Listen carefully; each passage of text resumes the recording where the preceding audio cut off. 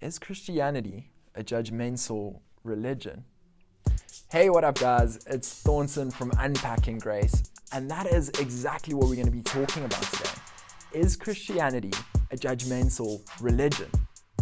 And I think every single one of us have experienced this. We've all been judged at some point in our life. And it doesn't feel good. It sucks. It hurts, and it leaves us feeling isolated. But I don't believe this is a uniquely Christian thing. You see, we make judgments every single day. And we need to discern between what is good and what is bad, what helps us and what hurts us, what is profitable and what causes us loss. And so we make these judgments every single day. And yet it only becomes a problem when we transpose these judgments onto other people, when we put these judgments on other people. And so even that isn't necessarily a bad thing. You see, because at the same time, we as a society, we need to condemn things like murder, like rape, like theft, And so there are things that are objectively wrong, but that's not the type of judgment that we're going to be talking about today. We're talking about that first kind of judgment, that one that doesn't feel so good to experience, the one that hurts and leaves you feeling a bit isolated. And so it isn't uniquely Christian, but yet this tag has been associated with Christianity. And so we want to see why that is. Is it because of something that's said in the Bible? Is it just Christians have gotten it wrong? Or is it a misconception? Where does this tag come from, and why has it been associated with Christianity? And so if we're talking about judgment, the very first verse that comes to mind is Matthew 7 verses 1 to 5. And it says that, do not judge, for as you judge others, you too will be judged. And the measure that you use to measure others, the same will be measured to you. And so this command is very clear and straightforward. Do not judge. Okay, so we can stop the video now. We're done, guys. I kid, but seriously, I think it's been quite clear in that we're not meant to judge one another. But the verse does go on. And so it tells us that how we judge other people and how we look at other people, the same way we're going to be looked at and judged. And so it's a very clear and strong command. Do not judge. And so we can stop the video, guys. We're done here. I kid. But seriously, guys, it tells us there that how we judge other people is how we're going to be judged. And so might I suggest that we give some really generous judgments. My friend, you go free.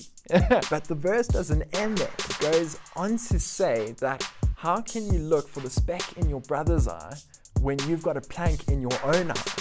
You hypocrites. How can you try and help your brother with the speck in his eye when you've got a plank in your own eye? And so again, the scripture gives us another reason why we shouldn't be judging. And it's quite frankly because we're unqualified to do so.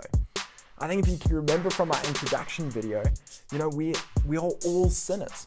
All of us have sinned and are capable of sinning. And so how can we possibly help someone out with their own sin when there's sins that we do that we're probably not even aware of?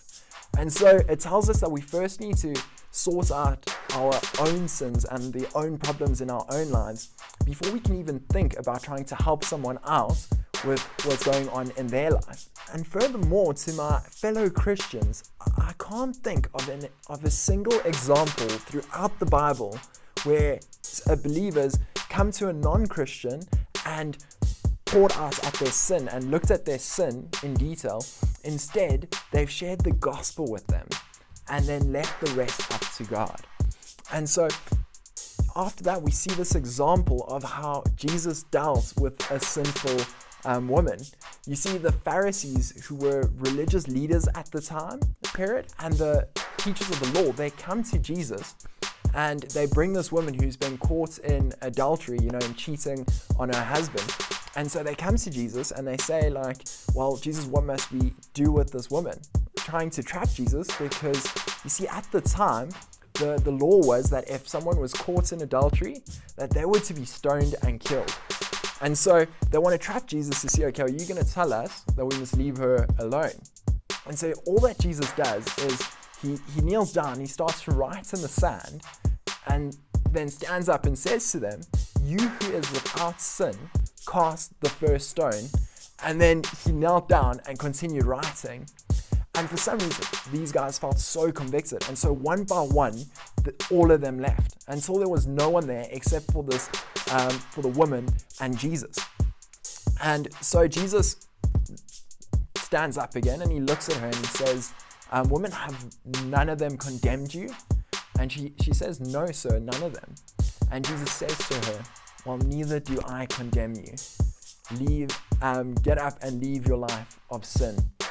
And so we see that Jesus doesn't condemn the woman. He doesn't judge her, but instead he says, I do not condemn you. Leave your life of sin. So he sets her free. And that's how Jesus deals with us. And so if you are a Christian watching this, I hope that you can see that we have been wrong. We're not meant to judge. That role is reserved for Jesus, and it's reserved for the end of the age where everyone will give an account. But that account is given to God and not to us.